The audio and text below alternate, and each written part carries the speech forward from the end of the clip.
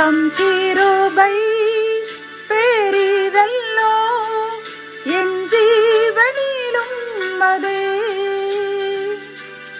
இம்மட்டும் காத்ததுவே இன்னும் தேவை கிருபை தாருமே இன்னும் தேவை கிருபை தாருமே.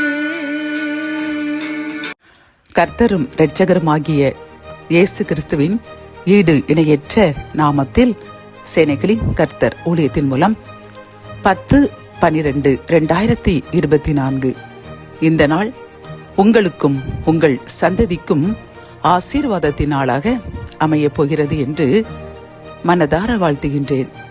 இன்று நாம் அறியவிருக்கும் கிருபையின் வார்த்தைகள் சங்கீதம் 147:9. அவர் மிருக ஜீவன்களுக்கும் கூப்பிடுகிற காக்கை குஞ்சுகளுக்கும் ஆகாரம் கொடுக்கிறார்.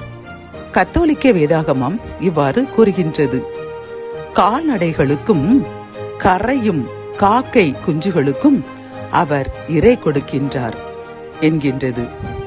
இந்த கிருபையின் வார்த்தைகள் மூலம் கர்த்தர் நமக்கு கூறும் ஆலோசனைகளும் அறிவுரைகளும் என்னவென்றால், கர்த்தர் நம்மை பார்த்து கூறுகின்றார், நான் உன்னை உன் தாயின் கருவிலிருந்தே உருவாக்கி உன்னை பேரிட்டு அழைத்து உனக்கு என்ன தேவை என்று பார்த்து பார்த்து செய்து கொண்டே வருகின்ற உன் தேவனாகிய கர்த்தர்.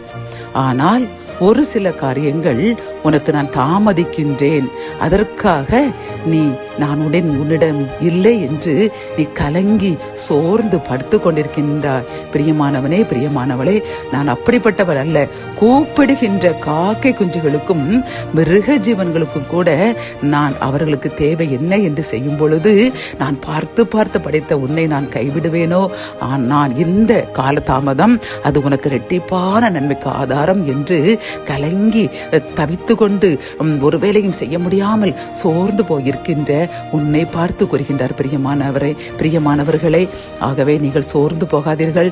எழுந்து அதிகமாக நன்றி கூறுங்கள். ஒரு சில காரியங்கள் நாம் அவசரப்பட்டு கேட்கும் பொழுது அது நமக்கு பிரயோஜனமற்ற காரியமாக அமைந்துவிடும். அது நமக்கு துன்பத்தை தரக்கூடிய காரியமாக அமைந்துவிடும். பிரியமானவர்களே, ஆனால் கர்த்தர் ஏற்ற வழியில் தரும் பொழுது அது நமக்கு இரட்டிப்பான மகிழ்ச்சி தரக்கூடியதாக அமையும் என்று கர்த்தர் என்று உங்களுக்கு வாக்களிக்கின்றார். ஆகவே ஆனால் கண்டிப்பாக நம் கர்த்தர் நம்முடைய ஏக்கங்களை, நம்முடைய கண்ணீர்களை பார்க்கின்றவர்.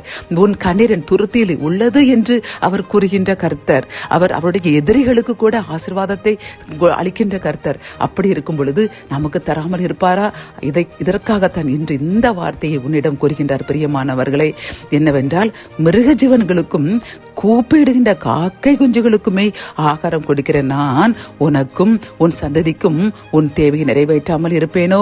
கண்டிப்பாக நிறைவேற்றுவேன். எனக்கென்று ஒரு வேலை வைத்திருக்கிறேன். அது எனக்கு பிரியமான நேரத்தில் வரும், உனக்கு இரட்டிப்பான மகிழ்ச்சியை தரும் என்று கர்த்தர் வாக்களிக்கின்றார். பிரியமானவர்களே, ஆகவே நீங்கள் கலங்காதீர்கள். உலகம் உங்களை பற்றி ஏதேனும் சொல்லிக்கொண்டே இருக்கட்டும், ஆனால் கர்த்தர் உங்களை நிந்தைக்கும் அவமானத்திற்கு உட்படுத்த மாட்டார்.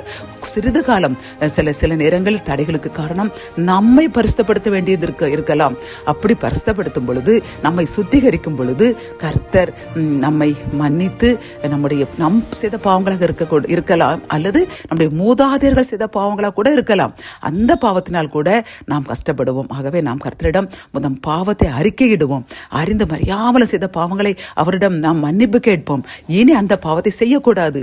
பன்றி குளிப்பாட்டி விட்ட பின்பும் சேற்றில் விழுவது போல, நாய் தான் கக்கினதை திரும்பி அது உண்பது போல நாம் பாவ அறிக்கை செய்து திருப்பி அந்த பாவத்தில் விழாமல் பரிசுத்தமாய் வாழ்ந்தோம் என்றால் கர்த்தர் நம்மை பார்த்து மகிழ்ந்து நமக்குள்ள வாக்குத்தத்தத்தை இந்த மாதமே நிறைவேற்றி நம்மையும் நம் சந்ததியையும் ஆசீர்வதிப்பார்.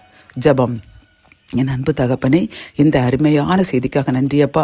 மிருக ஜீவன்களுக்கும் காக்கை குஞ்சுகளுக்குமே உணவை அளித்து அவர்களை திருப்தியாக்கின்ற கர்த்தர் எங்களுக்கும் இந்த செய்தியை கேட்டுக்கொண்டிருக்கின்ற இந்த வாக்குத்தத்தங்கள், இந்த வருட வாக்குத்தத்தம் நிறைவேறவில்லையே என்று கலங்கி நிற்கின்ற எங்களுக்கும் கொடுக்கின்ற அருமையான வாக்குத்தத்தம் அப்பா. நீங்கள் எங்களுக்கு தேவையானதை ஏற்ற விலையை தருவீர், அல்லது ஒரு சில இடங்களில் நாங்கள் எங்களை சரி பண்ண வேண்டும், அதற்காகவே இந்த காலதாமதம் என்று உணர்த்துகின்றதற்காக கோடி நன்றியப்பா. யார் யாரெல்லாம் இதை கேட்டு தன்னை இன்னும் பரிசுத்தமாக்க வேண்டும் என்று ஆயத்தப்படுகின்றார்களோ அவர்களுக்காக ஜெபிக்கின்றோம். எங்களை ஆசீர்வதிங்க. மூதாதையர்கள் செய்த பாவங்களை மன்னிங்க. உங்களுடைய வாக்குத்தத்தத்தை நிறைவேற்றி கொடுங்க. மீட்பர் இயேசுவின் மூலம் ஜெபம் கேளும் நல்ல தகப்பனே. ஆமேன்.